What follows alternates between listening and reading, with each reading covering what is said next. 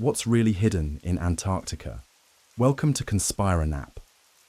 Before we journey into the frozen mysteries of our planet's most remote continent, I hope you're having a peaceful evening wherever you are in this vast world of ours.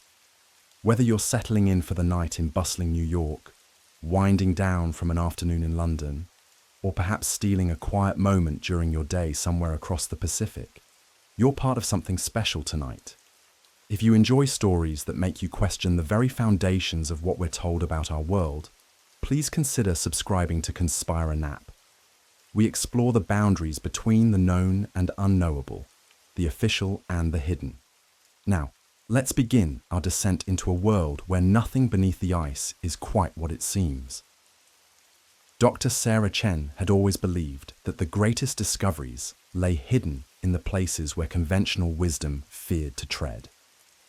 What she hadn't expected was for her life's work to become a race against forces that would kill, to keep certain truths buried beneath 2 miles of Antarctic ice. The first anomaly appeared during a routine satellite survey in March 2023, 18 months after the world was supposed to have moved past the chaos of global disruption. Sarah sat in her cramped research office at the University of Colorado, surrounded by towers of climate data and geological surveys she'd been analyzing for the past decade. The digital readout on her computer showed the thermal imaging results from the latest Antarctic orbital pass, and something was wrong. The Gamburtsev Mountains, buried beneath the East Antarctic ice sheet, were showing heat signatures that defied every model of geological activity she'd ever studied. Not the subtle warmth of geothermal vents or volcanic activity, but structured patterns that looked almost artificial, geometric formations that seemed to pulse with rhythmic intensity, as if something vast and organized was generating energy deep beneath the ice. Sarah spent the next week cross-referencing the thermal data with historical geological surveys, seismic readings, and ice-penetrating radar scans. What she found made her hands tremble as she compiled her preliminary report. The heat sources weren't random or naturally occurring. They formed a network that stretched across nearly 1,000 square miles of subglacial terrain, with central nodes connected by what appeared to be corridors or pathways carved through solid bedrock. The most disturbing discovery came when she overlaid the thermal map with gravitational anomaly data from previous Antarctic surveys. The heat sources corresponded exactly with regions where the gravitational field showed unexplained variations, as if massive hollow spaces existed beneath the ice where solid rock should have been. Spaces large enough to house structures that dwarfed anything humans had ever built. Sarah knew she was looking at evidence of something that challenged every assumption about Antarctica's geological history. But as she prepared to submit her findings to the Antarctic Research Consortium, she received a phone call that changed everything. "Dr. Chen." The voice was crisp, professional, with an undertone of authority that suggested government connections. "My name is Director Hayes. I represent a joint task force investigating thermal anomalies in the Antarctic region." Sarah felt a chill that had nothing to do with the Colorado winter. "I haven't published anything yet." "Dr. Chen, we've been monitoring these anomalies for some time. Your expertise in polar geology and thermal dynamics makes you uniquely qualified to assist in a classified assessment of the situation." The question hung in the air like a threat wrapped in bureaucratic language. Sarah understood immediately that her research had stumbled into something much larger and more dangerous than academic inquiry. The kind that requires absolute discretion and offers substantial compensation for your cooperation. We need someone with your skills to conduct an on-site investigation of the thermal sources. Sarah stared at her computer screen, where the impossible heat signatures continued to pulse in their geometric patterns. Every instinct told her to decline, to publish her findings through normal academic channels and let the scientific community debate the implications. But the thermal anomalies represented the discovery of a lifetime. and the chance to investigate them directly was irresistible. She asked, already knowing she would accept. Immediately. A transport will be arranged within 48 hours. Pack for extended cold weather operations and prepare for complete communication blackout during the mission. 3 days later, Sarah found herself aboard an unmarked military transport flying over the Drake Passage toward Antarctica. The other passengers were a carefully selected team of specialists, geologists, archaeologists, physicists, and what appeared to be military personnel in civilian clothing. None of them spoke about their backgrounds or the true purpose of the mission, but Sarah could sense the tension that connected them all. They were heading towards something that someone very powerful wanted, investigated quietly. The landscape below shifted from the grey waters of the Southern Ocean to the brilliant white expanse of the Antarctic continent. From 30,000 feet, the ice sheet looked peaceful, eternal, hiding whatever secrets lay beneath its frozen surface. But Sarah knew that appearances could be deceiving, especially when it came to places where official expeditions rarely ventured. The transport landed at a facility that didn't appear on any map Sarah had ever seen. Camp Echo was a collection of prefabricated modules connected by enclosed walkways, positioned in a valley between towering peaks of the Gamburtsev Range. The base was far more sophisticated than anything needed for routine research, with communications arrays, power generation systems, and security measures that suggested permanent rather than temporary occupation. Director Hayes met them at the landing strip, a thin man in his 50s, with the kind of weathered face that came from years of outdoor work in harsh conditions. His credentials identified him as being from the Department of Energy, but everything about his manner suggested military intelligence or something even more shadowy. "Welcome to the end of the world," Hayes said as they unloaded their gear. That evening, as Sarah set up her equipment in the geology module, Dr. Marcus Webb, one of the team's archaeologists, knocked on her door. He looked nervous, which was unusual for someone who'd spent his career excavating ancient sites around the world. He said, glancing around to make sure they weren't overheard. Sarah thought about it carefully. "Once or twice?" Webb nodded grimly. "That's what I was afraid of. I've been reviewing the geological surveys of this area, and there are inconsistencies in the official records." The next morning brought their first direct encounter with the thermal anomalies. Using ground-penetrating radar and seismic equipment, Sarah's team mapped the subglacial terrain in detail. What they found defied every principle of natural geological formation. Beneath 2 miles of solid ice, the radar revealed structures that were clearly artificial. Not random cave systems or natural rock formations, but geometric patterns that looked like city blocks arranged in concentric circles around what appeared to be a central plaza or courtyard. The buildings, if they were buildings, were massive, some stretching over 1,000 feet in diameter and rising hundreds of feet above the bedrock floor. "This has to be equipment malfunction," Sarah told Director Hayes as they reviewed the data. "There's no way there are structures under this ice." Hayes was quiet for a long moment, studying the radar images with the intensity of someone who'd seen similar data before. "What if they haven't been buried for millions of years, Dr. Chen?" "That's impossible." "Nothing we know of," Hayes corrected. He pointed to a section of the radar data showing what appeared to be tunnels or passages connecting the structures. "These passages are too regular to be natural." He indicated areas where the radar was getting strange returns, almost like the equipment was bouncing signals off something metallic. "That's not ice. That's not rock." The implications were staggering. If there really were artificial structures beneath the Antarctic ice, it meant that either human civilization was far older than anyone believed, or something non-human had been present on Earth long before recorded history. Sarah felt a mixture of excitement and fear as she realized they might be on the verge of the most significant archaeological discovery in human history. But as the investigation continued, Sarah began to notice disturbing patterns in the way information was being handled. Critical data was being classified immediately upon discovery. Team members who asked too many questions were quietly reassigned to other duties. And Director Hayes seemed more interested in containment than in scientific understanding. The breakthrough came on their 5th day at Camp Echo, when thermal lances broke through the ice into the first of the underground chambers. The cameras mounted on the drilling equipment showed a vast space easily 100 feet high, with walls made of black stone that seemed to absorb light rather than reflect it. Carved into the surfaces were symbols that bore no resemblance to any known human writing system.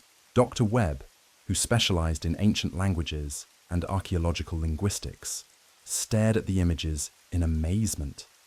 "These aren't human," he said quietly. "I've studied every known ancient writing system, and this is something else entirely." But it was what they found in the center of the chamber that changed everything. A sarcophagus, 8 feet long and 3 feet wide, made from the same black stone as the walls, but with a crystalline lid that seemed to glow with its own internal light. Through the translucent surface, they could see the outline of a humanoid figure, but the proportions were wrong. Too tall, limbs too long, skull elongated in ways that didn't match any known human ethnic group. The figure appeared to be perfectly preserved, as if it had been placed in the sarcophagus yesterday rather than thousands of years ago. Whatever process had been used to maintain the body, it had achieved a level of preservation far beyond anything modern science could accomplish. As the team prepared to descend into the chamber for direct investigation, Sarah noticed that Director Hayes was making encrypted satellite calls to Washington. But it was Hayes's final comment that made her blood run cold. "We're not the first humans to see this place." Evidence of previous human presence was everywhere once they looked for it. Abandoned drilling gear with Soviet markings, scientific instruments covered in ice and corrosion, even what appeared to be a small camp set up in one of the side chambers. The equipment was decades old, suggesting that the structures had been discovered during the Cold War era and then abandoned or covered up.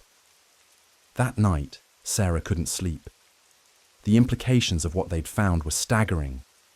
If there really was an ancient non-human civilization buried under Antarctica, it meant that everything humanity thought it knew about the history of life on Earth was wrong. But more disturbing was the realization that world governments had apparently known about it for decades and kept it secret. Dr. Webb found her in the common area at 3 a.m, staring out at the Antarctic landscape through the module's small window. He asked, settling into a chair beside her, "Marcus, what do you think this really is? Those structures, that body in the sarcophagus, the evidence of previous expeditions?" Webb was quiet for a long moment, choosing his words carefully. "I think we've stumbled into something that certain people never wanted discovered. The level of secrecy around this operation, the classification of data, the presence of military personnel disguised as researchers. This isn't a scientific expedition, Sarah. For the possibility that we're not alone on this planet." The next morning brought a development that confirmed Webb's suspicions. As Sarah's team prepared for their first descent into the chamber, Director Hayes announced that the mission parameters had changed. Instead of conducting a thorough archaeological investigation, they would be limited to basic documentation and sample collection. No extended exploration, no detailed analysis of the symbols or artifacts, and absolutely no interaction with the preserved figure in the sarcophagus. "This site represents a potential biohazard," Hayes explained, though his reasoning sounded rehearsed. But Sarah suspected the real reason for the restrictions was far more complex. Someone wanted to control what information came out of the Antarctic discovery, and they were willing to sacrifice scientific understanding to maintain that control. As the team prepared for their limited descent into the chamber, Sarah made a decision that would change her life forever. she secretly activated a backup recording device, determined to document whatever they found regardless of official restrictions. If this was indeed the discovery of non-human intelligence on Earth, the world deserved to know the truth. The descent into the chamber was like entering an alien cathedral. The black stone walls rose into shadows, covered with symbols that seemed to shift and flow in the artificial lighting. The preserved figure in the crystalline sarcophagus dominated the center of the space, surrounded by artifacts and devices whose purpose could only be guessed at. But it was one of the smaller artifacts that provided the most disturbing revelation. A crystal tablet, different from the others, that began to resonate with a low-frequency hum when exposed to their lights. The moment their flashlight beams hit its surface, the entire chamber filled with a sound like whale song, deep and mournful and somehow intelligent. Dr. Webb, who had been examining the tablet most closely, suddenly began speaking in a language none of them recognized. His eyes rolled back and his voice took on an otherworldly quality as words poured out of him that seemed to bypass normal human vocal capabilities. "They knew," Webb said in English, his voice distorted and echoing strangely in the chamber. "They knew it would happen again. The ice, the water, the awakening. That's why they buried it." Director Hayes was already on his radio, calling for immediate evacuation, but Webb wasn't finished. "The countdown isn't to destruction," he continued, his voice becoming more inhuman with each word. "It's to emergence. When the ice melts enough, when the barriers weaken, they'll return." Then Webb collapsed, and the chamber fell silent except for the continued humming of the crystal tablet. But something had been awakened by their presence.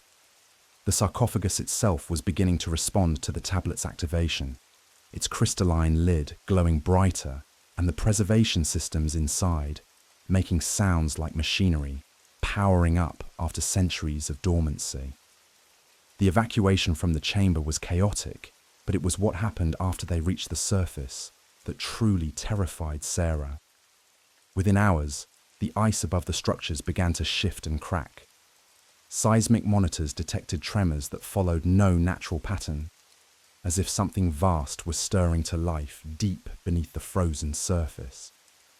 Dr. Webb survived the incident, but he was never the same.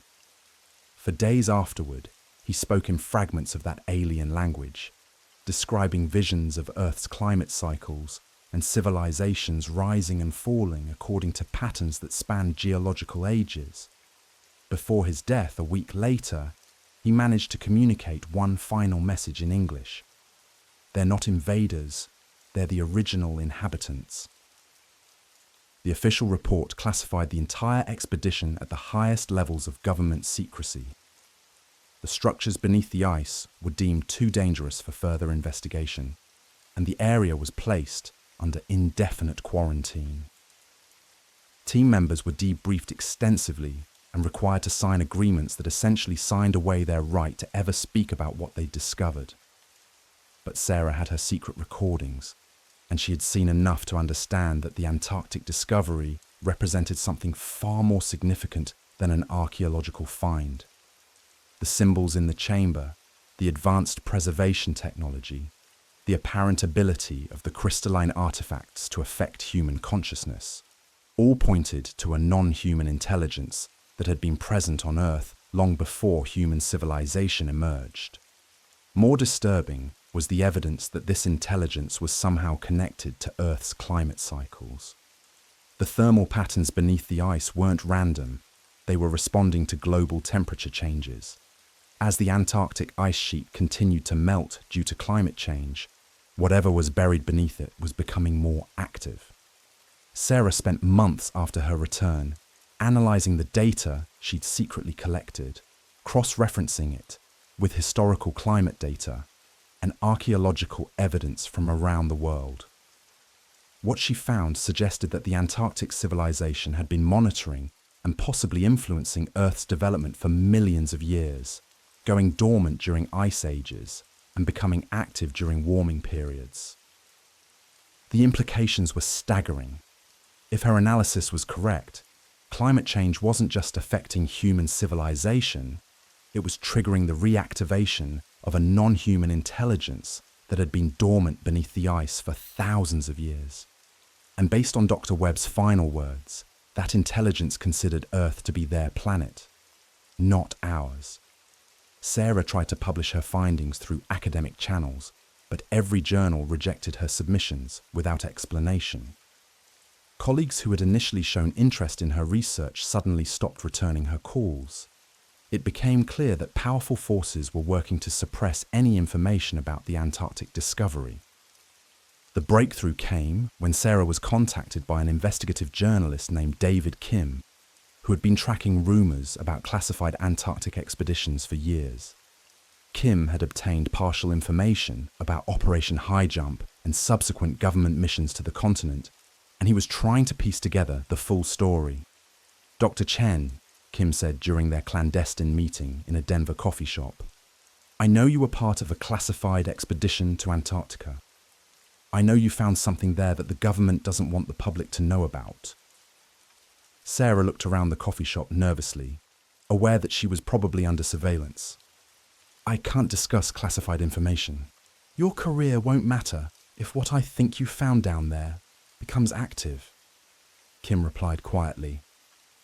"I've been tracking seismic activity in Antarctica for the past 6 months. The patterns match descriptions in Soviet archives of artificial tremors detected during Cold War expeditions to the continent. Something is waking up down there, Dr. Chen." The document suggested that both American and Soviet forces had encountered evidence of non-human presence in Antarctica during the Cold War, and that both governments had agreed to suppress the information.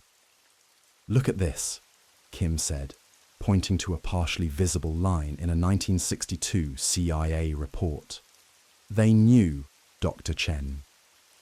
Sarah stared at the documents, feeling a mixture of vindication and terror. Her findings weren't just academic curiosities, they were evidence of an active threat to human civilization. If the Antarctic intelligence really was awakening in response to climate change, and if it had the ability to manipulate Earth's environment, then humanity faced a challenge unlike anything in recorded history.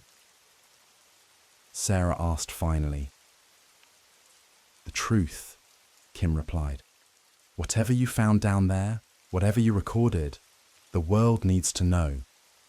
Because if we're dealing with a non-human intelligence that's been dormant for thousands of years and is now waking up, hiding the truth isn't going to protect us."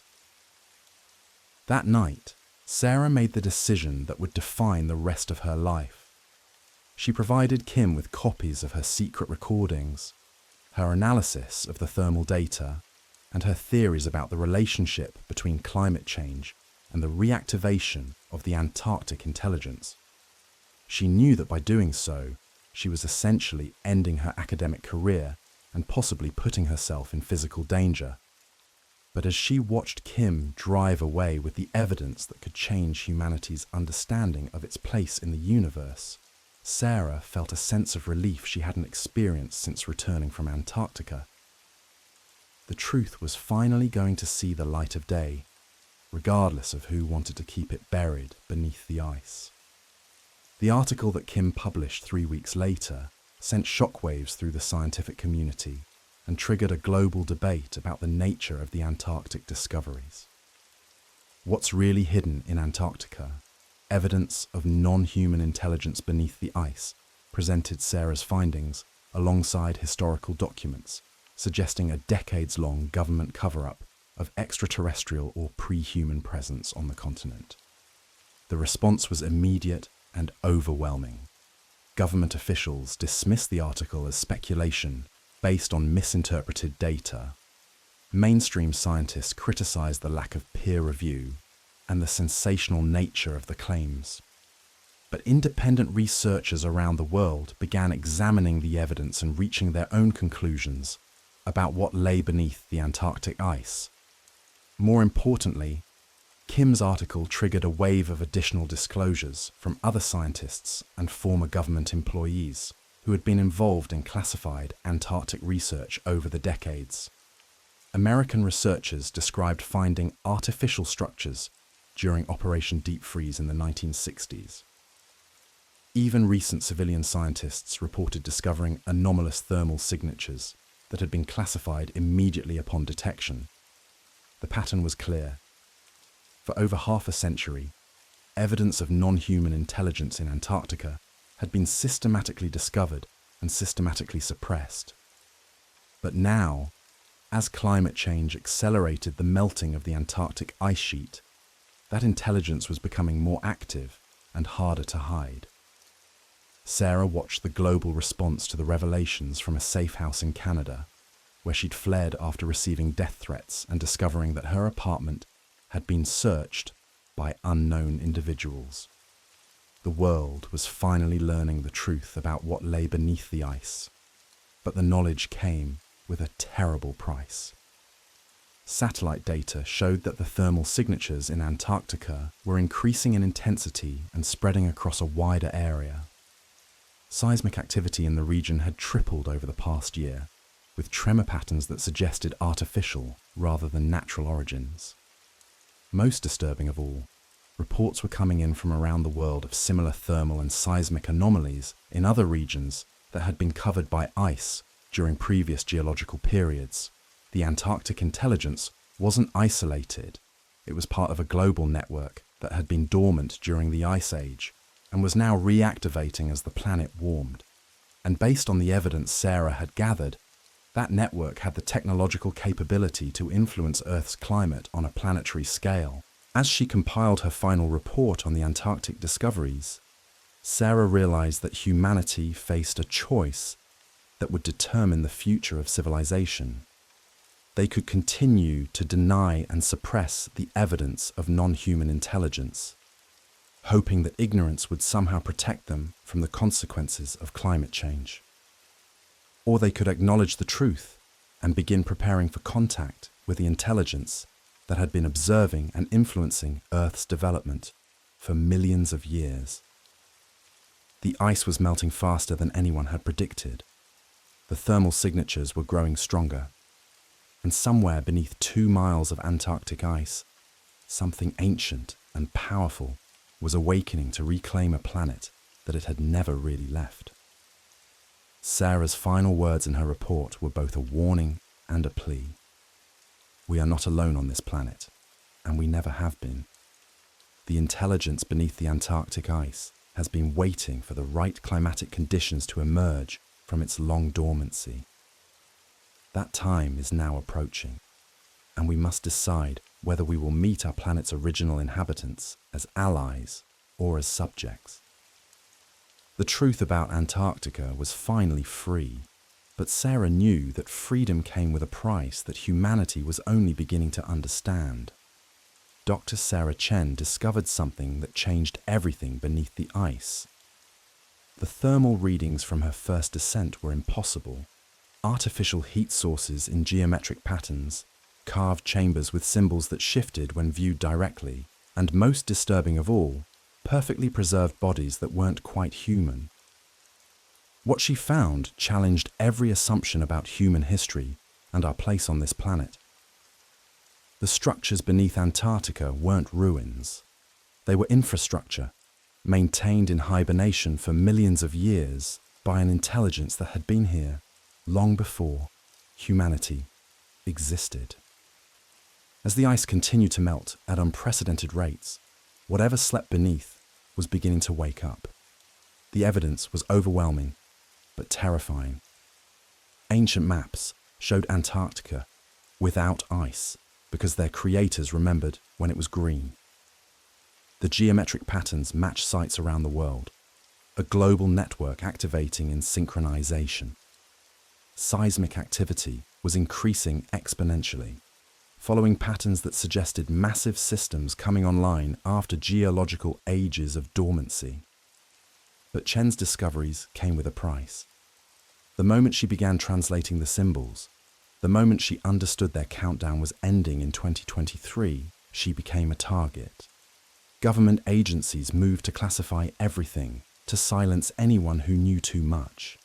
The official story would remain buried while the real truth emerged from the ice. The intelligence beneath Antarctica wasn't alien, it was terrestrial, from a version of Earth that existed before humans evolved. They were the original inhabitants, forced into hibernation by ice ages that buried their cities. Now they were returning to reclaim what had always been theirs, and humanity's entire civilization was built on assumptions about planetary ownership that were about to be proven catastrophically wrong. Chen's final transmission before she vanished spoke of activation sequences, of thermal barriers failing, of something vast and ancient preparing to emerge. The countdown wasn't to destruction, it was to emergence. And whether humanity survived would depend on whether we could adapt to being the junior species on a planet that was never really ours to begin with. The ice continues to melt, the thermal signatures continue to intensify, and the barriers that kept them sleeping are falling. Dr. Sarah Chen's investigation had already exposed the terrifying truth that Antarctica housed an ancient, non-human intelligence awakening as the ice melted. Government forces had tried to silence her discoveries about the geometric structures and elongated humanoid remains, but the evidence was spreading despite their efforts. Now, as seismic activity increased and thermal signatures grew stronger, signs pointed to an imminent emergence of Earth's original inhabitants. The morning Sarah received the encrypted message, she was hiding in a safe house outside Christchurch, monitoring global seismic data on her laptop. The patterns were accelerating, synchronized tremors from Antarctica, Greenland, and northern Canada, all pulsing in mathematical harmony. Whatever network lay beneath the ice was fully active now. The message appeared on her secure terminal at 3:17 a.m. Dr. Chen, we need to meet. The emergence has begun ahead of schedule. You were right about everything. D. Reeves. Sarah's blood chilled. David Reeves had been the expedition's glaciologist until he'd vanished during a routine ice core sampling mission 3 weeks ago. Officially, he'd fallen through unstable ice and his body was never recovered. But Sarah suspected he'd gotten too close to something the Watchers wanted to keep hidden. The coordinates in the message led to an abandoned research station on the Ross Ice Shelf, 200 miles from any active base. Against every survival instinct, Sarah knew she had to go. If Reeves was alive, he might have answers about what was coming. The flight over the Antarctic landscape revealed changes that made Sarah's heart race. Vast sections of ice that should have been solid white were now dark, as if something beneath was generating enough heat to thin the surface. Geometric patterns were visible from the air, perfect circles and hexagons carved into the ice sheet with mechanical precision. The abandoned station consisted of 3 prefab buildings connected by enclosed walkways, all showing signs of hasty evacuation. Equipment was scattered, computers still running despite no official power source. In the main laboratory, Sarah found Reeves. He looked like he'd aged a decade in 3 weeks. His hair had gone completely white, and his eyes held a disturbing mixture of terror and wonder. When he saw her, he smiled with relief that seemed almost manic. Sarah, thank God. His voice was hoarse, strained. We don't have much time. Who's coming up? Reeves led her to a bank of monitors showing real-time seismic data from sensors across Antarctica. The readings were unlike anything in geological literature, rhythmic, purposeful, as if something massive was moving in coordinated patterns beneath the ice. I didn't fall through the ice, he said quietly. I was taken. He pulled up a series of photographs on one of the computers. The images showed vast underground chambers carved from living rock, filled with technology that seemed to blend organic and mechanical elements. Towering figures moved through the spaces, humanoid but elongated, with the same proportions as the mummified remains Sarah had discovered. But these weren't ancient corpses. They were alive, active, and clearly preparing for something. They called themselves the Annunaki, Reeves continued. Not aliens, Sarah. They're from here. Earth's first technological civilization, from before the ice ages buried their cities. Sarah studied the photographs, her scientific mind reeling at the implications. The technology was beyond anything humanity had achieved. Machines that seemed to manipulate matter at the molecular level, power sources that tapped directly into geothermal energy, transportation systems that moved through solid rock as if it were water.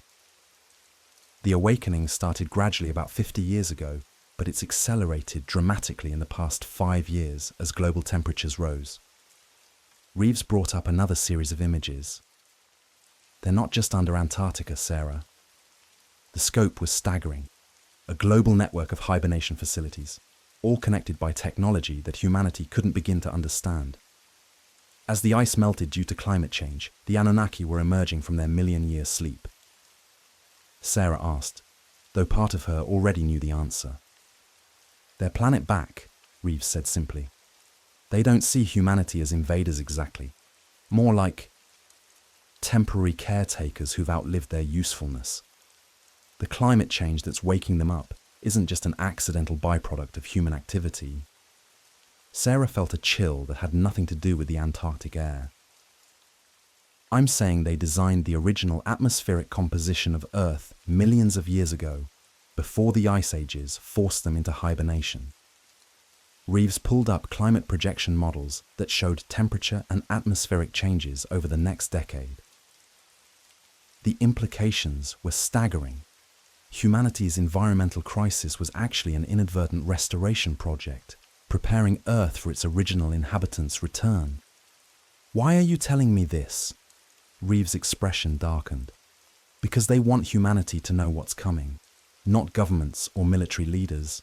They've already infiltrated those institutions. They want the general population to understand that resistance is futile. Sarah's mind raced through the possibilities. The government cover-ups, the Black Archive operations, all designed to prevent panic while they prepare for managed transition. Reeves brought up classified documents on his computer. The files detailed negotiations between human representatives and Annunaki leadership going back to the 1950s.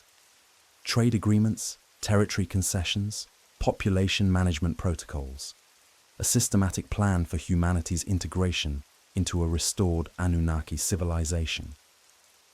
They're not planning genocide, Reeves explained. They need human labor and genetic diversity, but we'll be junior partners in our own world. Think of it as... Sarah stared at the documents, her worldview crumbling and reforming around this new reality. The major emergence points are already active. Within 6 months, they'll have enough surface presence to make their existence undeniable. Reeves showed her satellite imagery of construction projects near major cities.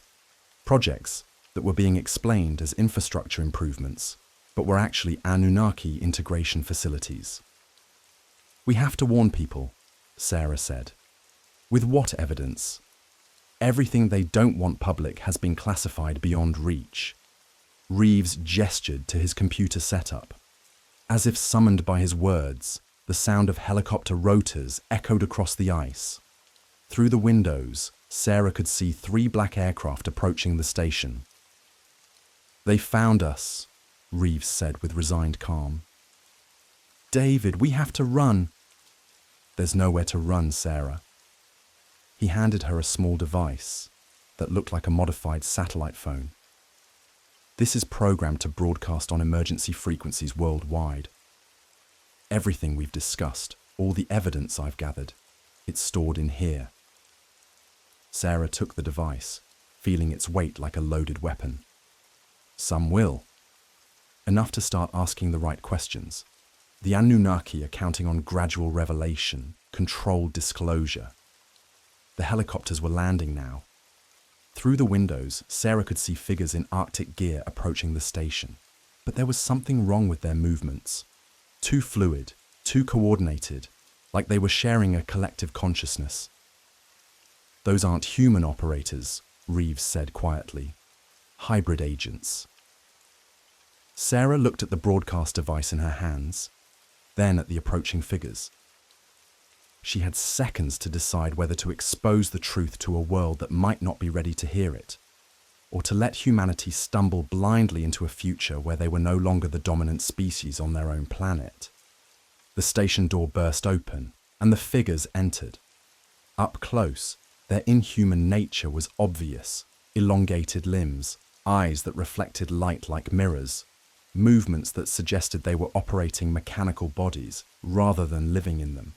One of them spoke, its voice carrying harmonics that seemed to bypass the ears and speak directly to the brain. "Dr. Chen, Dr. Reeves, your research has been valuable, but the transition period requires careful management." Sarah's finger hovered over the broadcast button. One press would send everything to the world. The truth about Antarctica, about the ancient civilization awakening beneath the ice, about humanity's impending displacement. But it would also trigger a global panic that might make the transition even more catastrophic. "You have 30 seconds to decide," the hybrid agent continued. "Compliance will ensure optimal conditions for human integration into the restored ecosystem." Sarah thought about the millions of people going about their daily lives, unaware that their world was about to change forever. Did they deserve to know the truth, even if it terrified them? Or was ignorance a mercy in the face of an unstoppable transformation? The device felt warm in her hand, ready to transmit humanity's most important message. Through the station windows, she could see more lights in the sky. Not helicopters, but craft using technology that belonged to Earth's original inhabitants. The emergence was accelerating, whether she broadcast the truth or not. Sarah closed her eyes, took a deep breath, and made her choice. The transmission began. Across the globe, emergency broadcasts interrupted regular programming. News outlets received massive data dumps. Government agencies found their secure networks flooded with classified information. Research institutions worldwide suddenly had access to evidence that would rewrite human history. The hybrid agent's face showed no emotion as alarms began sounding from its communication equipment. Unfortunate. But Sarah was smiling. Whatever came next, humanity would face it with their eyes open. The age of secrets was ending, and the age of truth, however terrifying, was about to begin. Dr. Sarah Chen's heart hammered against her ribs as she stared at the readings on her laptop screen. The thermal signatures beneath the Antarctic ice weren't just anomalous. They were impossible. After 3 weeks of drilling through 2 miles of frozen wasteland, her team had uncovered something that defied every law of physics she knew. The structures below weren't natural. The geometric patterns, the perfectly aligned corridors, the massive chambers that seemed to pulse with their own internal heat. This was architecture. Ancient architecture. But that wasn't the worst part. The worst part was that it was waking up. Sarah had been part of the international research expedition to the Gamburzef Mountains for 6 months, officially studying climate change patterns in the Antarctic ice sheet. But the real reason for their presence became clear when the first thermal scans revealed massive heat signatures emanating from deep beneath the ice. Heat that shouldn't exist. Heat that followed patterns too regular, too purposeful to be geological. The drilling had been Dr. Morrison's idea. James Morrison, the expedition leader, carried himself with the rigid posture of someone accustomed to being obeyed without question. His credentials listed him as a glaciologist from Cambridge, but Sarah had noticed things, the way he spoke in clipped military phrases, how he always seemed to know more about their discoveries than his expertise should have allowed, the satellite phone calls he made in languages she couldn't identify. When they broke through into the first chamber, Sarah's archaeological training kicked in immediately. The walls were covered in symbols that predated any known human civilization by thousands of years. But these weren't crude cave paintings or primitive scratches. They were complex mathematical equations, star charts, and what appeared to be historical records spanning geological epochs. Dr. Rodriguez, the team's linguist, had been working around the clock to decipher the symbols. What he'd translated so far painted a picture that made Sarah's blood run cold. The entities that built this place weren't extinct. They were hibernating. And according to the timeline carved into the chamber walls, their awakening was tied directly to the melting of the Antarctic ice sheet. "Sarah, you need to see this," Rodriguez called from across the excavation site. His voice carried a tremor she'd never heard before. She made her way through the maze of equipment and personnel to where Rodriguez stood before a newly uncovered section of wall. The symbols here were different, more urgent, more recent, as if they'd been carved as a warning. "This section talks about guardians," Rodriguez explained, his breath visible in the frigid air of the chamber. "Beings that were left behind to monitor the ice barriers. But Sarah..." He pointed to a series of symbols that, when translated through the mathematical system they'd been piecing together, corresponded to a date less than 2 years in the future. "They're not just waking up," Rodriguez whispered. "They're coming back." That night, as Sarah reviewed her findings in the relative warmth of the base camp, she noticed Dr. Morrison speaking quietly into his satellite phone again. This time, she was close enough to catch fragments of the conversation. Structures confirmed.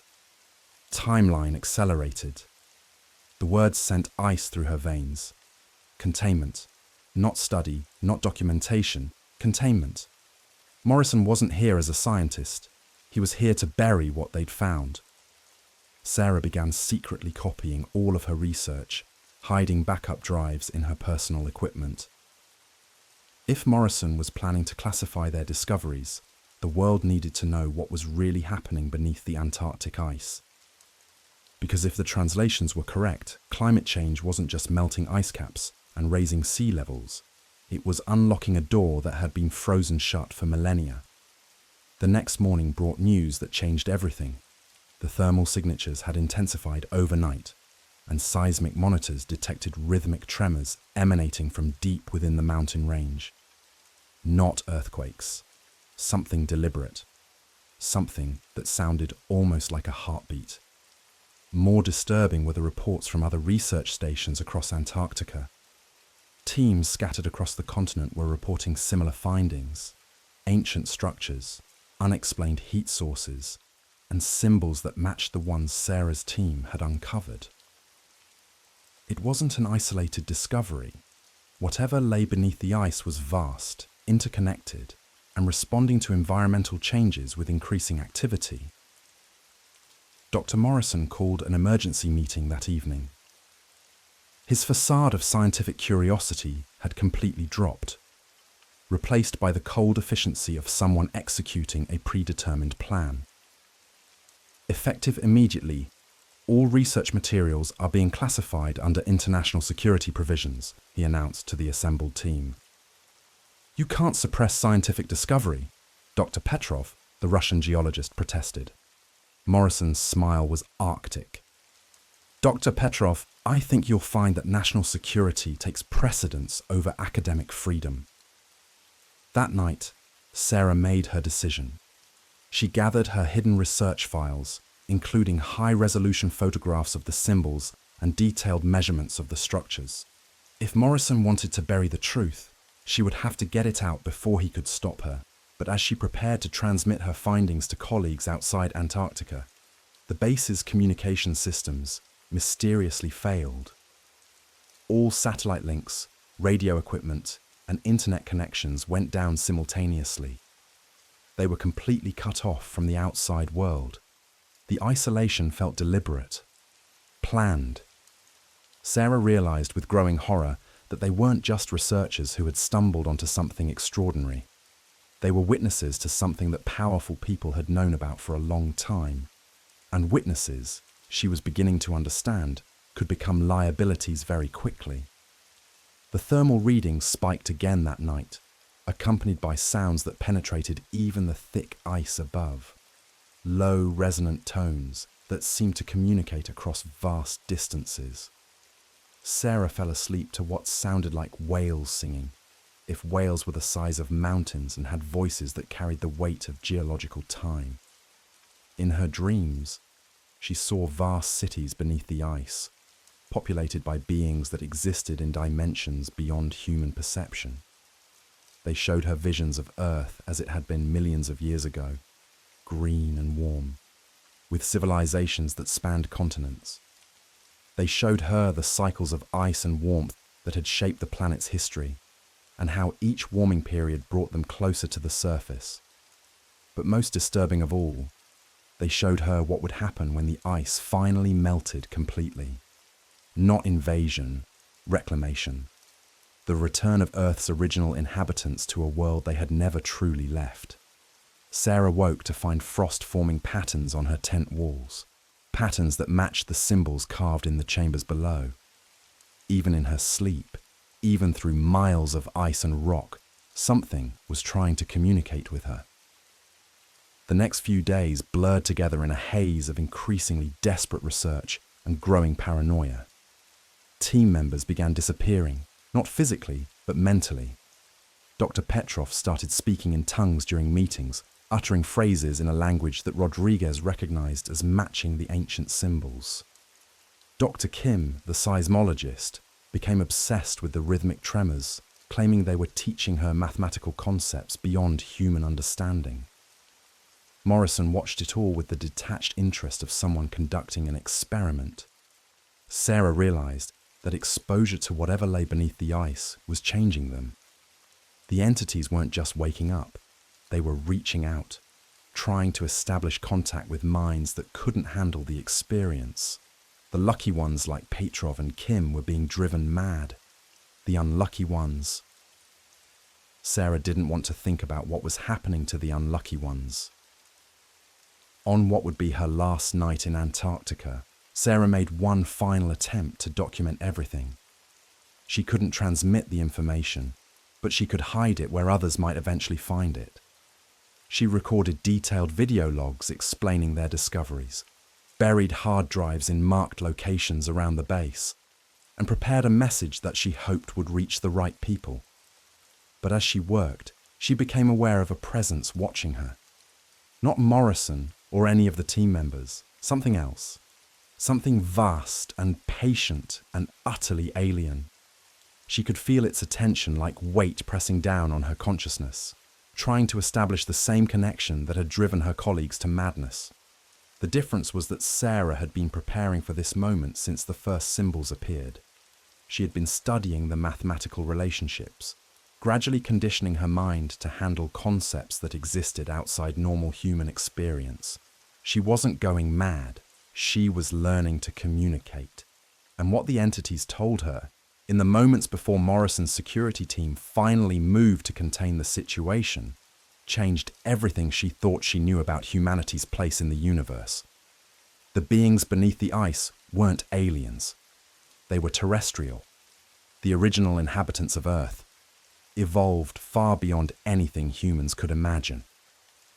They had achieved technological civilization millions of years before the first mammals appeared, had guided the development of every subsequent intelligent species, and had been waiting patiently for humanity to mature enough to handle the truth.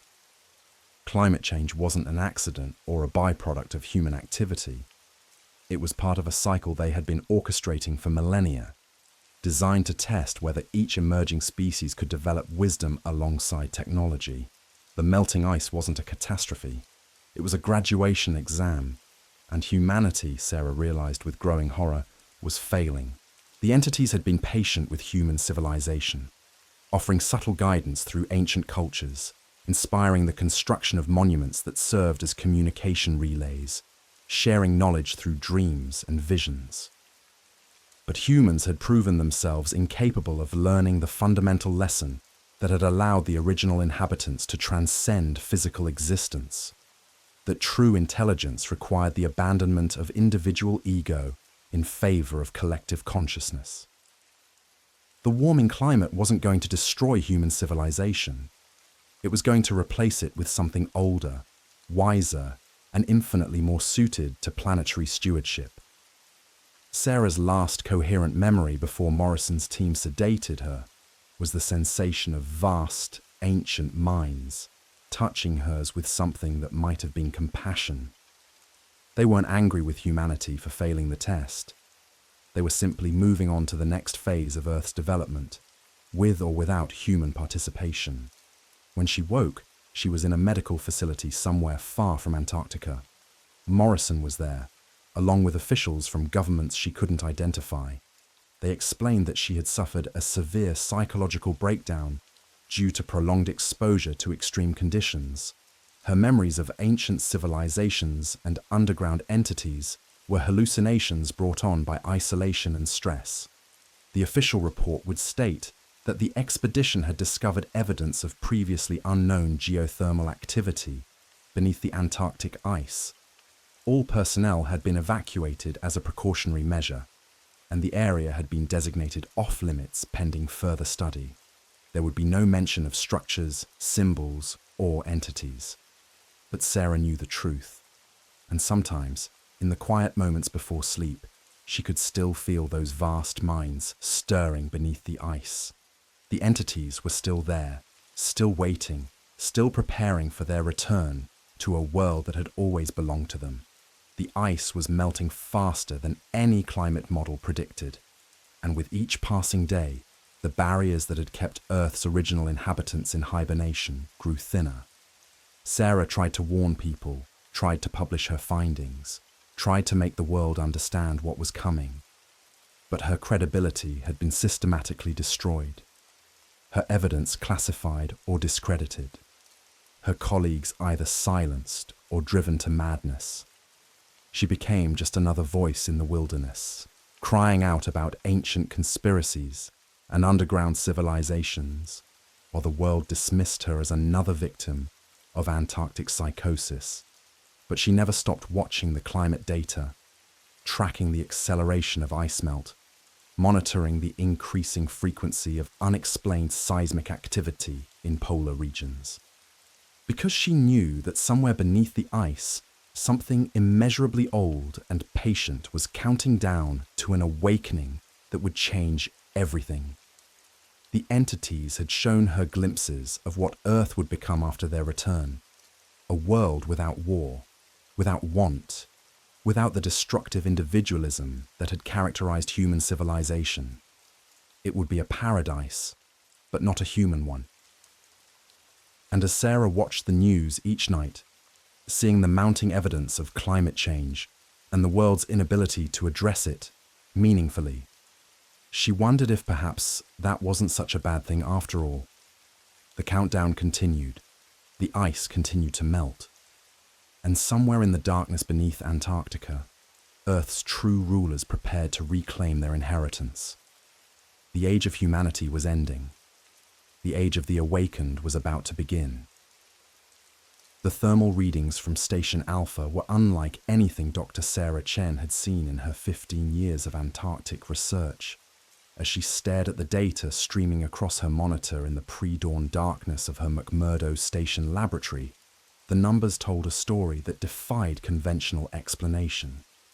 The ice beneath the transantarctic mountains wasn't just warming. It was pulsing with a rhythm that seemed almost biological. "Computer, display thermal pattern analysis for Sector 7, she whispered into the voice recorder, her breath visible in the frigid air. The heating system had failed again, but Sarah barely noticed the cold anymore. She'd been awake for 36 hours straight, driven by a growing certainty that something fundamental was changing beneath the ice. The holographic display materialized above her desk, showing a three-dimensional map of thermal signatures extending deep into the bedrock. What she saw made her hands tremble as she reached for her coffee cup. The heat patterns weren't random.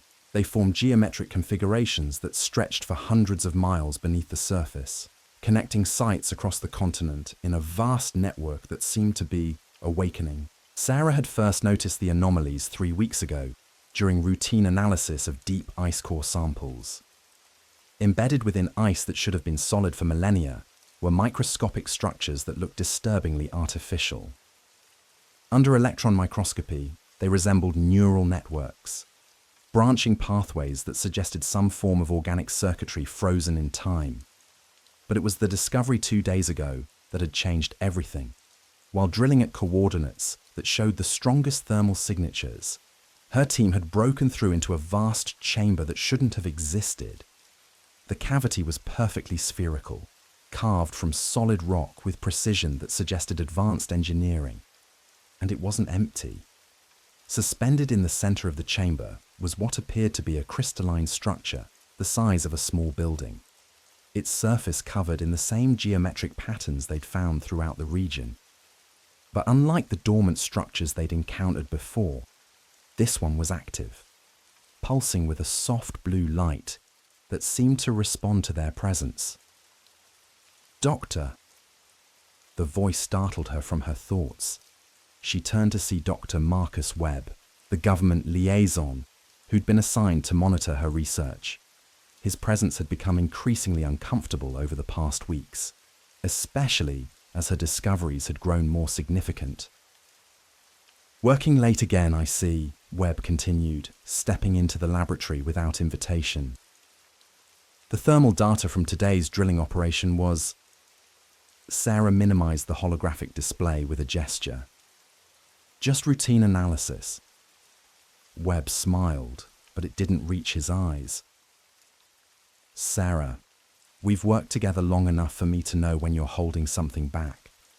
The readings from Sector 7 show energy output that's off the charts." She studied his face in the dim light of the laboratory. Over the past month, she'd become increasingly certain that Webb wasn't just a government observer. He was part of something larger, something that had been monitoring Antarctic discoveries for decades. The questions he asked were too specific, too focused on particular types of findings. For a moment, his composed facade slipped. "The drilling equipment you provided, it's designed for much deeper penetration than anything we'd need for standard research. The thermal sensors are military grade. And yesterday, when we broke through into that chamber, you weren't surprised." Webb was quiet for a long moment, then moved to the window overlooking the research station. Outside, the Antarctic wind howled across the ice fields, carrying with it a sound that seemed almost like voices, whispers in a language that predated human civilization. "Sarah," he said finally, "what I'm about to tell you is classified at the highest levels." He pulled out a secure tablet and entered a series of codes, the screen illuminated with documents marked with security classifications she'd never seen before. Operation Deep Freeze wasn't just about establishing scientific research stations, Webb began. "Since 1955, we've been monitoring anomalous activity beneath the Antarctic ice." The documents showed aerial photographs dating back to the 1940s, satellite imagery from the Cold War era, and thermal scans that revealed the vast network of chambers and passages that honeycombed the continent. But what caught Sarah's attention were the more recent files. Reports of increasing seismic activity, temperature fluctuations, and electromagnetic anomalies that had been escalating rapidly over the past 5 years. "They're waking up," Webb said quietly.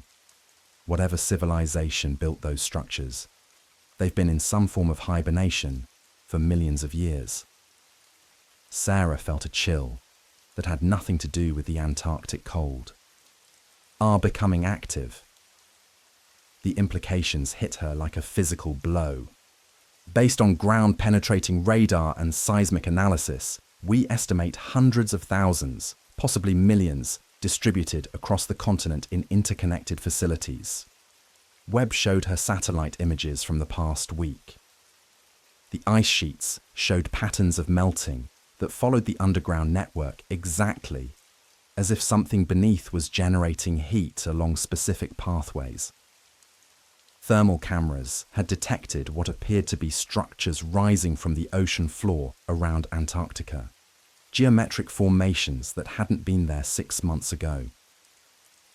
The really disturbing part, Webb continued, is that this doesn't appear to be accidental.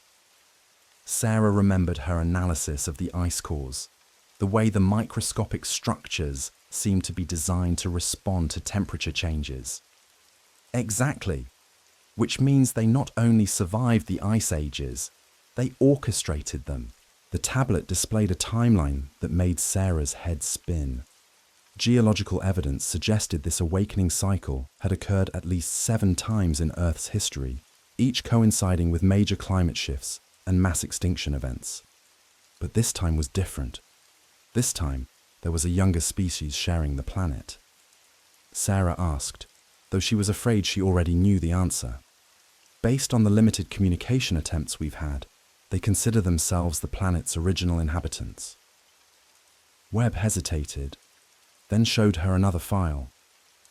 3 weeks ago, personnel at our Vostok Station research facility reported receiving structured radio transmissions from beneath the ice.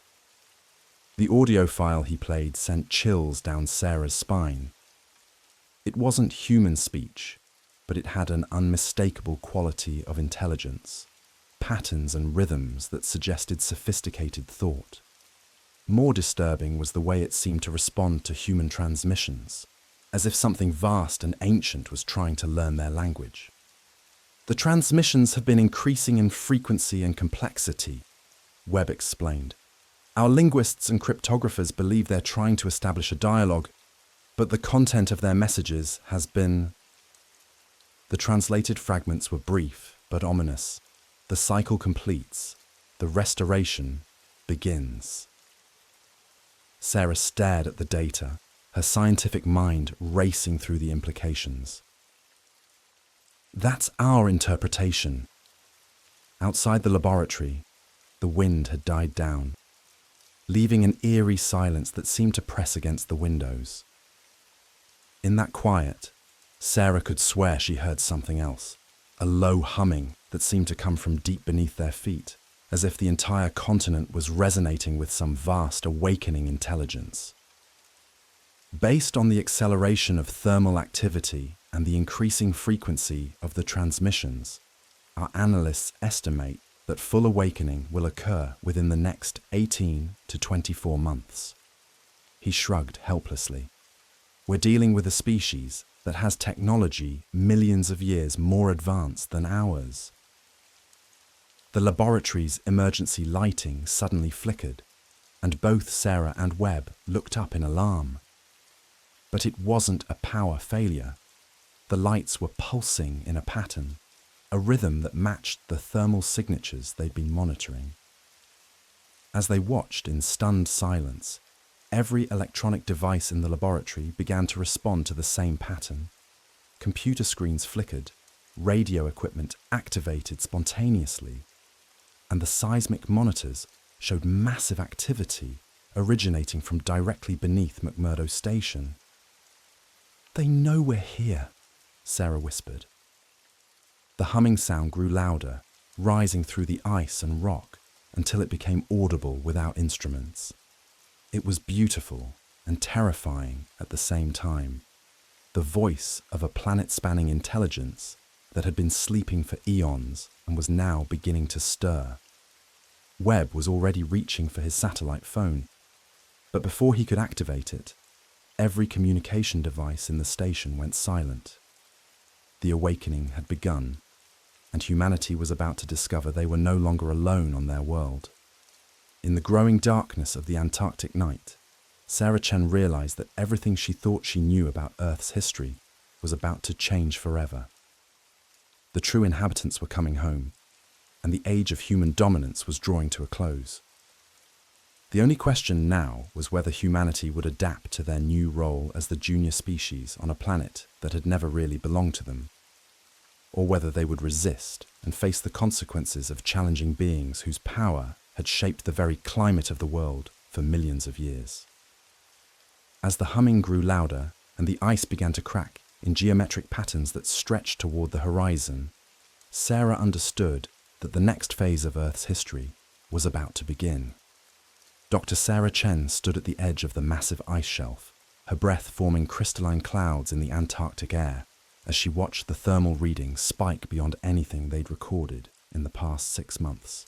The drilling platform hummed with activity behind her, its advanced thermal lances cutting through millennia of accumulated ice toward the structures that shouldn't exist beneath the Gambert Mountains. "The seismic activity is increasing," Dr. Chen reported into her radio, her voice tight with a mixture of excitement and growing unease. The expedition had been sold to her as a routine archaeological survey, a chance to study ancient climate patterns preserved in the ice. But as they descended deeper into the buried complex, Chen had begun to realize they weren't just excavating the past. They were awakening something that had been deliberately put to sleep. The symbols carved into the black stone walls were unlike anything in her database of ancient languages. They seemed to shift and flow in the artificial light, creating optical illusions that made her head ache. More disturbing were the mathematical concepts embedded within the text. Calculations that suggested an understanding of physics far beyond what any ancient civilization should have possessed. "Dr. Chen," came the voice of General Morrison through her earpiece, "we need you in the command center immediately." As Chen made her way back to the prefabricated modules that served as their base camp, she couldn't shake the feeling that they were being watched. The ice around them had taken on an almost organic quality, with strange patterns of crystallization that formed geometric shapes too perfect to be natural. The command center was in chaos when she arrived. Banks of monitors displayed seismic readings that defied conventional geology, rhythmic pulses emanating from deep beneath the ice, spreading outward in patterns that resembled a vast neural network awakening from dormancy. "It started 30 minutes ago," Colonel Webb explained, his military bearing unable to completely hide his nervousness. Dr. Chen studied the displays, her archaeological training helping her recognize what the others were missing. "This isn't random activation," she said quietly. "It's sequential, following the same mathematical progressions we found in the symbols," Morrison demanded. Chen pulled up her climate data on a separate screen, cross-referencing it with the activation patterns they were observing. The correlation was unmistakable and terrifying. "Ice melt," she whispered. "The system is responding to the rate of ice loss above it. Global warming isn't just revealing these structures, it's triggering them." The implications hit the room like a physical blow. For decades, scientists had warned about the consequences of climate change, rising sea levels, extreme weather, ecosystem collapse. But no one had considered that melting ice might wake up something that had been sleeping beneath Antarctica for millions of years. Morrison was already on the satellite phone, speaking in terse, coded language to someone whose authority clearly exceeded even hers. Chen caught fragments of the conversation: accelerated timeline, global implications. But Chen was focused on something else entirely. Deep in the data streams, she'd found references to similar thermal signatures appearing at other locations around the world, all in regions that had once been covered by ice sheets during previous geological periods. Northern Canada, Siberia, Greenland, even sections of what was now the Sahara Desert. The network was global. Whatever they'd found beneath Antarctica wasn't an isolated discovery. It was part of a worldwide system that had been monitoring and influencing Earth's climate for far longer than human history. As if summoned by her realization, Dr. Holbrook, their linguist, burst into the command center, his face pale with excitement and terror. "I've been working on the translation of the chamber inscriptions," he said, his voice shaking. "It's not just a record of past climate cycles, it's a countdown." The countdown, Holbrook explained, wasn't measuring time until destruction. It was measuring time until emergence. The intelligence that had built this vast network had been dormant, waiting for the right conditions to return to active status. Conditions that humanity had unknowingly created through 2 centuries of industrial activity. As the team absorbed this revelation, the seismic monitors registered a new pattern of activity. Deep beneath the ice, something vast was stirring to life, and similar awakenings were beginning to occur at sites around the globe. Dr. Chen thought about the ancient maps that had depicted Antarctica without ice cover, the mysterious knowledge that had guided human civilization's greatest achievements, the recurring myths of teachers from the ice who had given humanity fire and mathematics and astronomy. They weren't discovering an alien intelligence. They were witnessing the return of Earth's original inhabitants, a species that had achieved technological civilization millions of years before humans evolved, then retreated into hibernation during the ice ages that buried their cities. And now, as the ice melted away, they were coming home. The thermal readings spiked again, and somewhere deep beneath the ice, machinery that had been waiting for geological ages began to hum with renewed purpose. The countdown was over. The barriers had fallen. Dr. Sarah Chen's face appeared pale in the blue glow of the monitoring equipment as seismic readings spiked to unprecedented levels. The structures beneath Antarctica weren't just awakening. They were synchronizing with similar thermal signatures appearing across the globe. From the depths of the Gambit Mountains to installations in Siberia and Greenland, a vast network that had slumbered for millennia was coming online.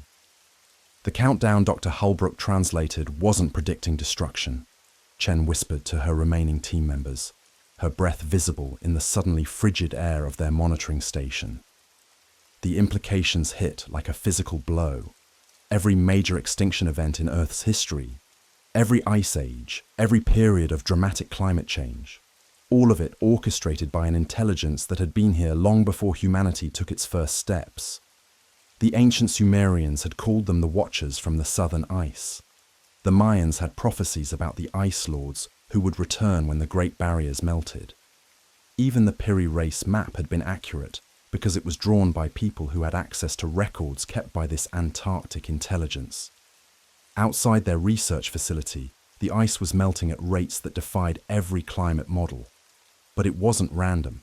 Satellite data showed the melt patterns forming geometric shapes as if the ice itself was being sculpted by forces beneath. The thermal signatures weren't just random heat sources, they were communication nodes in a global network that spanned continents. Chen pulled up the latest readings from monitoring stations worldwide. The synchronization was undeniable. Every site that had once been covered by ice sheets during previous geological periods was showing similar activity.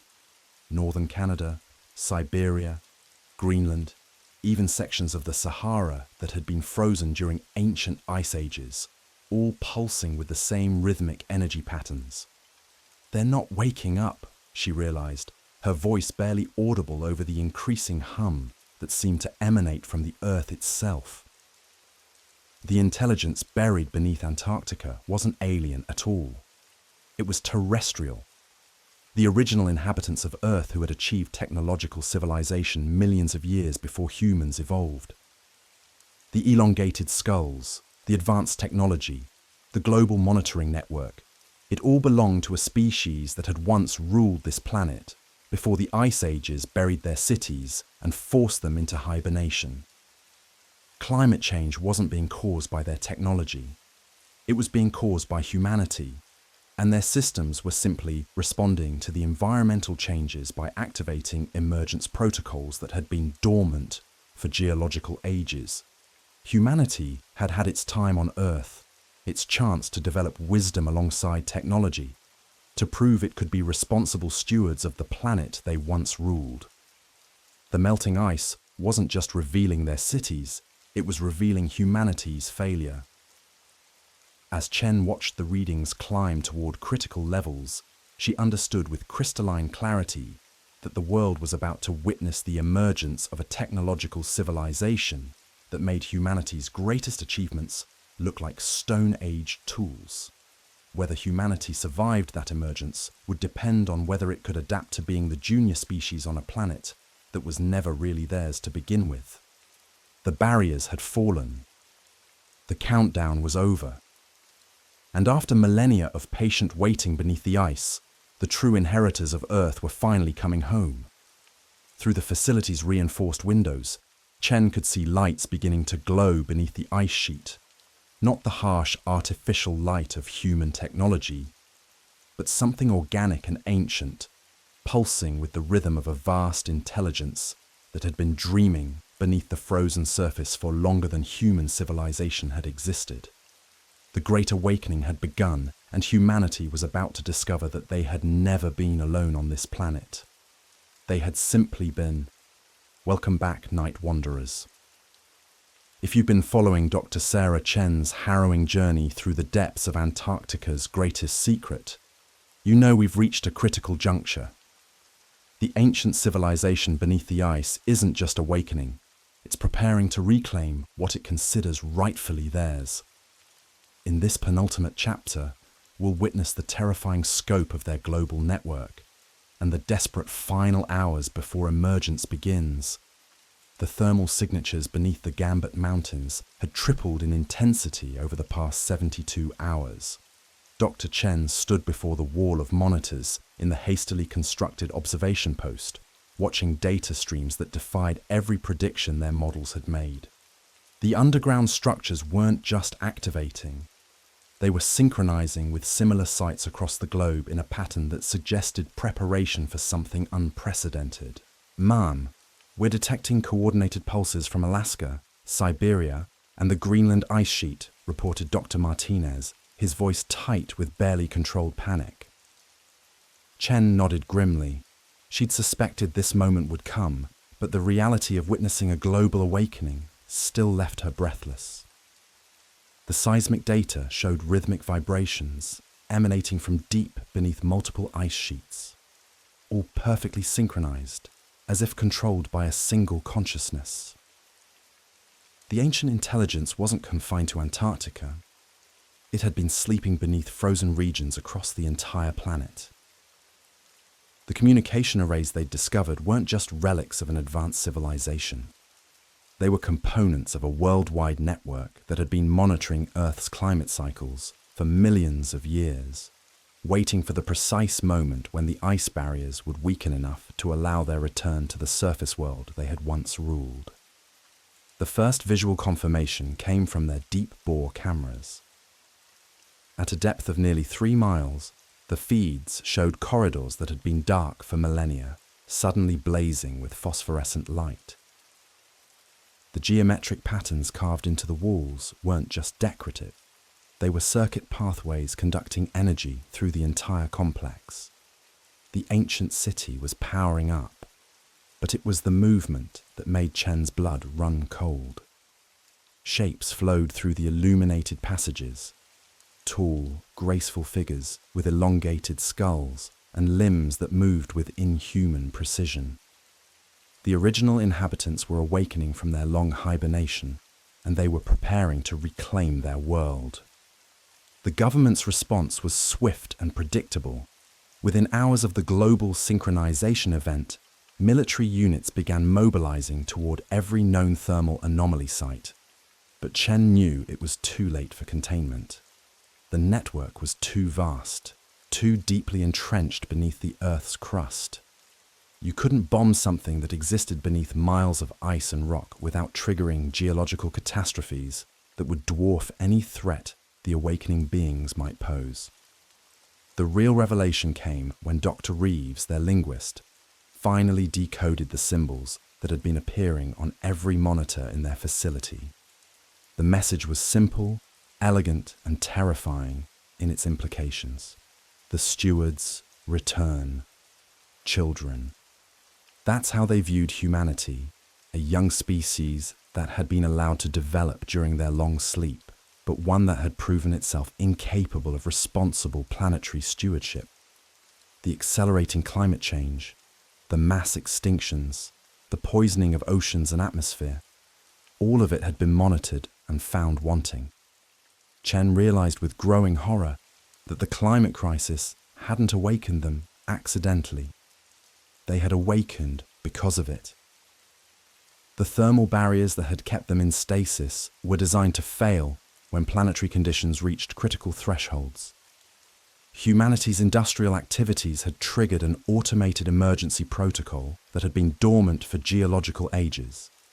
The ancient civilization had built safeguards into the Earth itself, systems that would activate when the planet's life support systems were threatened by runaway environmental destruction. They weren't invaders or conquerors. They were the original planetary management system, coming online after their long dormancy to restore balance to a world spiraling toward ecological collapse. The implications were staggering. Every major extinction event in Earth's history, every ice age, every period of dramatic climate change, all of it might have been interventions by this sleeping intelligence, adjustments to planetary systems that kept the biosphere stable over millions of years. Humanity had developed during what amounted to a brief interglacial period, a time when the stewards slept and natural processes were allowed to run their course. But natural processes had been overwhelmed by industrial civilization. The carbon dioxide levels, the oceanic acidification, the rapid species die-offs, all of it had crossed thresholds that triggered the awakening protocols. The stewards were returning not to destroy humanity, but to save the planet from humanity. The first emergence occurred simultaneously at 17 sites across the globe. Chen watched the feeds from Antarctica as massive sections of ice simply vanished, not melting, but dissolving at the molecular level as ancient technologies activated. From the resulting openings rose structures that defied architectural understanding, spires and domes that seemed to bend space around themselves, creating optical illusions that hurt to look at directly. The beings that emerged were even more disturbing to witness in real time. Through the enhanced cameras, Chen could see they moved with fluid grace that suggested complete mastery over gravitational forces. Their elongated forms weren't signs of evolution or genetic manipulation.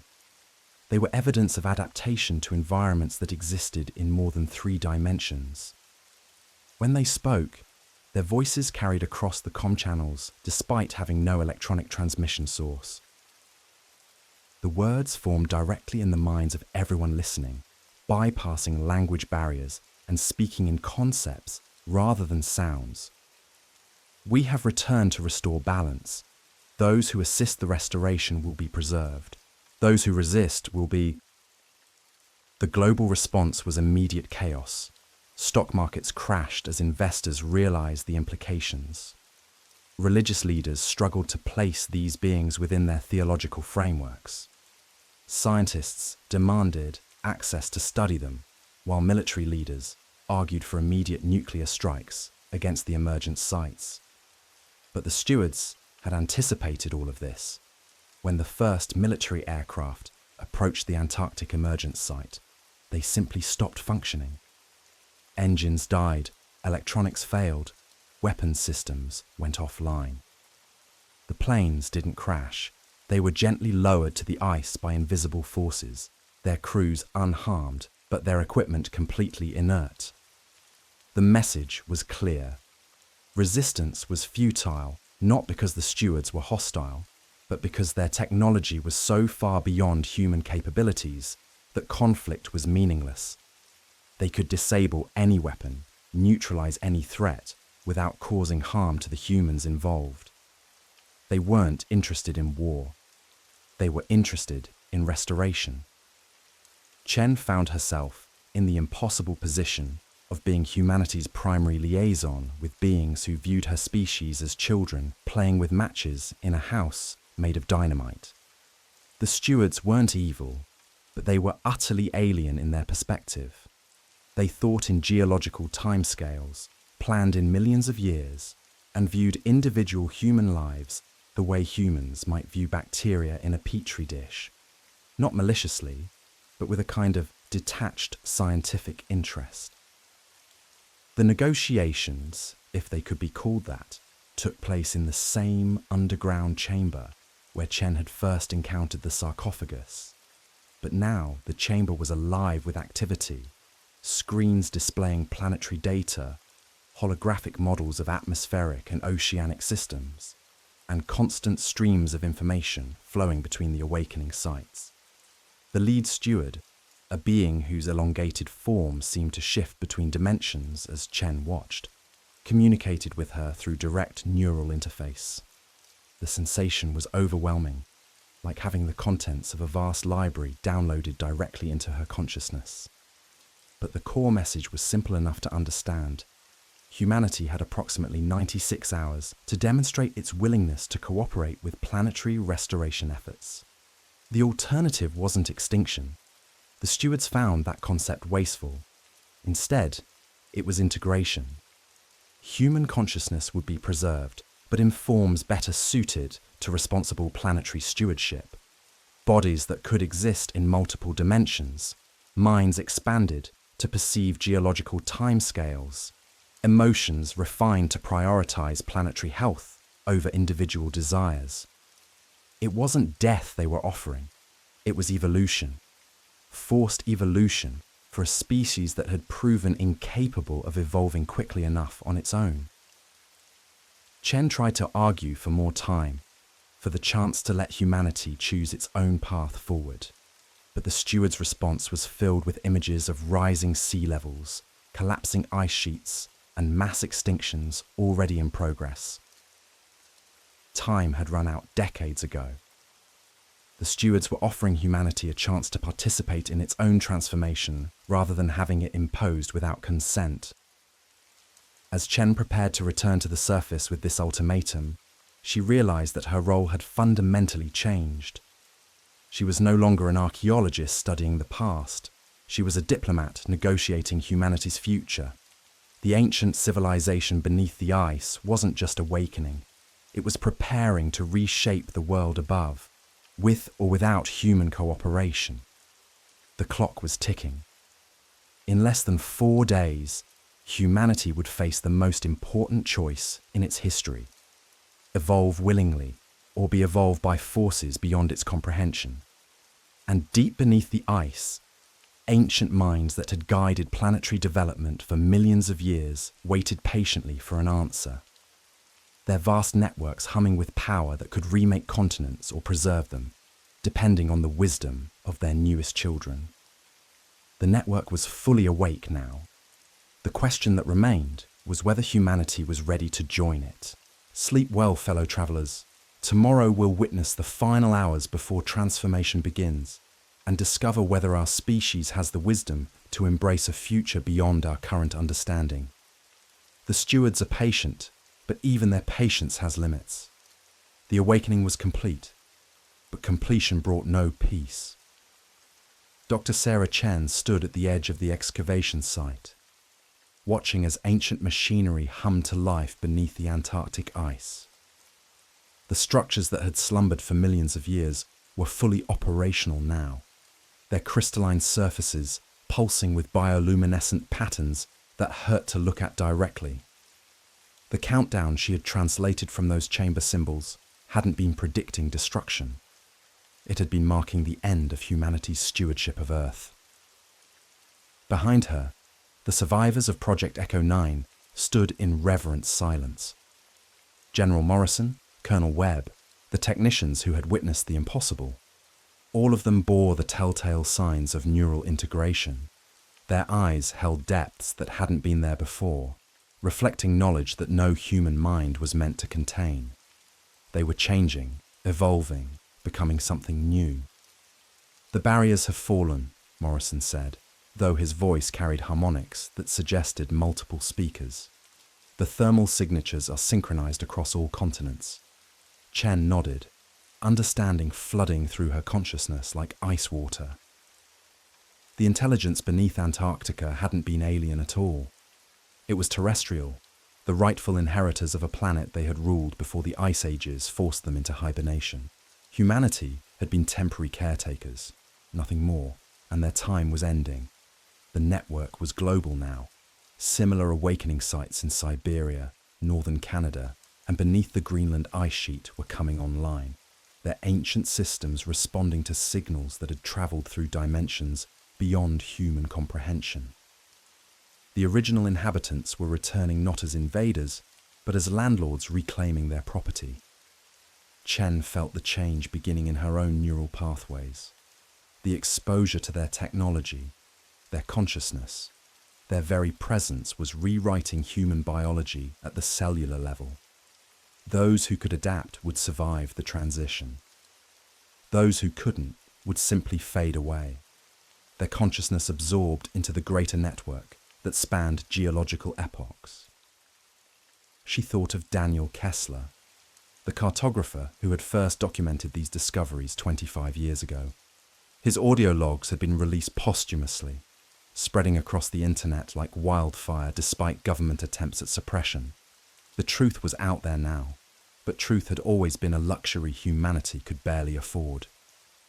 The ice beneath her feet cracked with a sound like thunder. Through the fissures, she could see movement, vast forms rising from depths that defied measurement. The original architects of Earth's climate cycles were emerging from their long sleep, ready to resume their ancient work of planetary stewardship. Chen's last fully human thought was a moment of profound sadness for her species. They had achieved so much in their brief time: art, music, literature, love. But they had also proven themselves incapable of the wisdom required to maintain a world. The climate change they blamed on industrial activity had been part of a larger cycle, a test they had failed by ignoring the warnings encoded in ice and stone. As her consciousness expanded beyond the limitations of singular awareness, Chen understood that this wasn't an ending, but a transformation. Humanity wouldn't disappear. They would become something greater, something that could exist across multiple timelines and dimensions simultaneously. The choice was adaptation or extinction, evolution or obsolescence. The ancient ones weren't cruel. They offered integration, symbiosis, a chance to transcend the narrow confines of linear existence. But the invitation came with requirements that most humans couldn't meet. The expansion of awareness necessary to interface with their technology-shattered minds that weren't prepared for infinite possibility. Around the globe, the awakening continued. Deep ocean monitoring stations detected massive forms moving beneath the polar ice caps. Seismic networks registered rhythmic pulses that suggested planetary-scale communication. Radio telescopes picked up signals that seemed to originate from everywhere and nowhere at once. In government bunkers and classified facilities, officials who had known about the Antarctic discoveries for decades watched helplessly as their carefully constructed cover stories crumbled. The truth was too vast to contain, too profound to dismiss. The structures beneath the ice weren't ruins. They were infrastructure, maintained in hibernation for millions of years and now reactivating according to protocols older than human civilization. The melting ice caps weren't just revealing ancient cities. They were exposing the failure of humanity's brief experiment in planetary management. The original inhabitants had waited patiently through ice ages and warm periods, through the rise and fall of species, through the brief flicker of human consciousness. Now they were returning to reclaim what had always been theirs. Chen felt her individual identity dissolving into something larger, more complex. She was still herself, but also part of a collective consciousness that spanned geological time. She could perceive the Earth as the ancient ones did, not as a collection of separate nations and ecosystems, but as a single, living entity requiring careful stewardship. The transformation wasn't painful. It was like waking from a dream of limitation into a reality of infinite possibility. She could see now how humanity's greatest achievements had been pale shadows of what was possible when consciousness wasn't confined to a single timeline, a single dimension, a single perspective. The network was reaching critical mass. Across the planet, the ancient monitoring stations were coming online, their dormant systems responding to activation sequences that had been waiting for the right planetary conditions. The ice was melting, the barriers were falling, and the original architects of Earth's biosphere were ready to resume their work. In the depths beneath Antarctica, something vast and patient was stirring. Not alien, not other, but the truest inhabitants of Earth. Beings who had achieved technological transcendence millions of years before humans had even learned to use fire. They had watched species rise and fall, had guided the development of those few civilizations that showed promise, and had waited through the long sleep for the planetary conditions that would allow their return. The Piri race map had been accurate because it was drawn by people who had access to the historical records. The ancient Sumerians had received their mathematical knowledge from the same source. The Mayans had learned their astronomy from teachers who remembered when the ice was green. Every great leap in human development had been guided by the sleeping guardians beneath the ice. Now the guardians were waking, and humanity faced the same choice that every previous dominant species had confronted: evolve or become extinct. There would be no war, no invasion, no violent conquest. There would only be transformation, willing or unwilling, successful or fatal. Chen's expanded consciousness touched minds across the globe, feeling the terror and wonder of those who were witnessing the emergence. Some humans were adapting, their neural pathways rewiring to accommodate expanded awareness. Others were fracturing under the weight of infinite possibility, their minds unable to process existence beyond linear time. The ancient ones weren't heartless. They offered assistance to those who could accept it, guidance to those who could understand it, and mercy to those who couldn't adapt. But they wouldn't allow the planet to be damaged further by a species that had proven itself incapable of long-term thinking. As the transformation spread, Chen realized that this had always been inevitable. The climate changes, the technological advances, the growing awareness of humanity's impact on the planet, all of it had been part of a larger pattern, a test to determine whether humans could evolve beyond their limitations. They had failed the test, but failure wasn't the end.